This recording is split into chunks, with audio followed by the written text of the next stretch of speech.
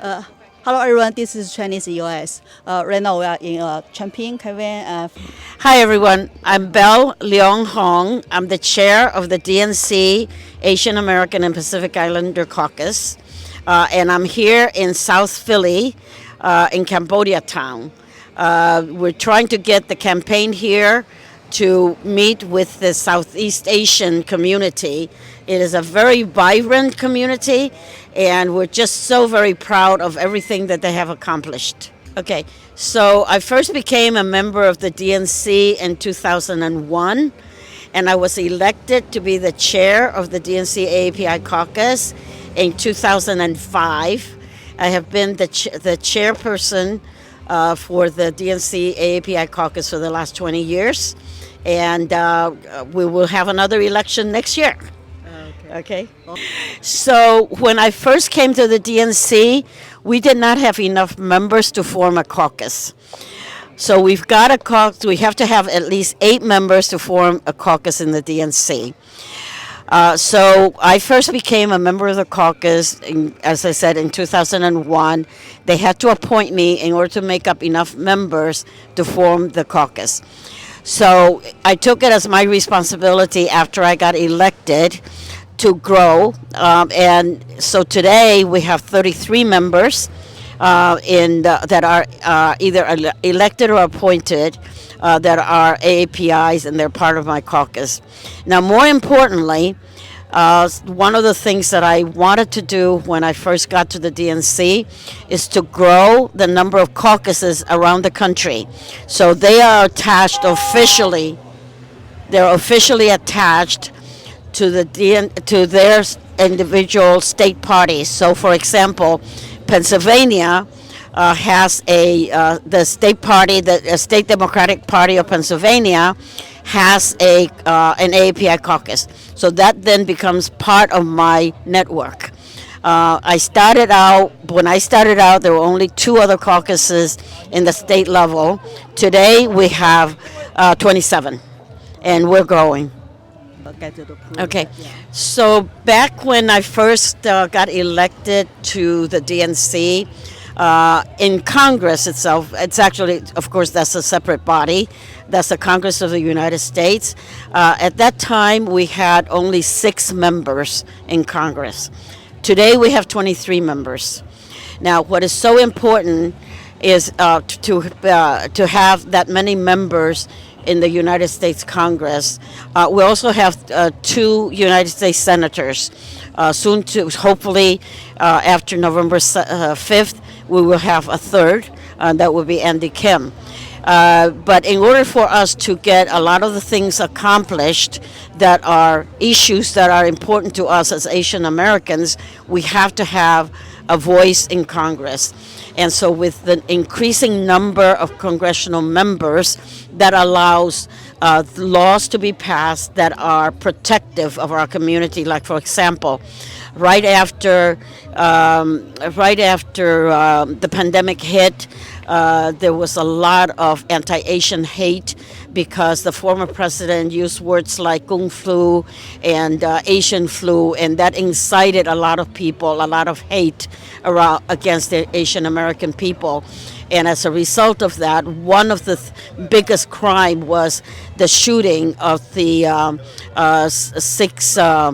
7, I believe it is 7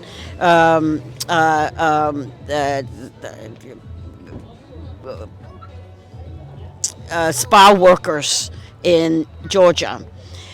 Immediately following that, Congresswoman Maine initiated a legislation, and that got passed in conjunction with Senator Hiron and all of our caucus, and we got bipartisan support to pass the anti-Asian hate or the COVID anti-Asian hate law. So that's only one of them. There are a lot of other laws that were very important to us, especially to Chinese American. Judy Chu passed resolutions against condemning the discriminatory laws against Chinese Americans as well. I think that in this election, our vote is extremely important. our Asian American vote is extremely important. And let me tell you the reasons why. Let me start first with the domestic policy. On the domestic policy part, the vice president's, once she gets elected president, she will put in place legislations that will allow things like, for example, giving $50,000 credit to small businesses when they get started. I was a small businesswoman. When I got started, I only got $5,000 credit. It would have helped me tremendously if I had had $50,000 back then. And moving on, the other two domestic policy that is very important to three domestic policy that's very important to us. One is the reducing cost of prescription drugs. Allowing, actually, this is another very important part for our community, because a lot of our community is in the service industry, and prior to the Affordable Care Act, a lot of our restaurant workers, service workers, were not able to get health insurance because it was prohibitively prohibitively expensive. And a lot of their employers didn't provide it. But because of the Affordable Care Act, they were able to access medical insurance. So that's one area. Second area, of course, is the reducing the prescription drug prices. For people that have a lot of the Asian Americans, Chinese Americans especially, have diabetes, for example. Reducing the cost of insulin is extremely important to us.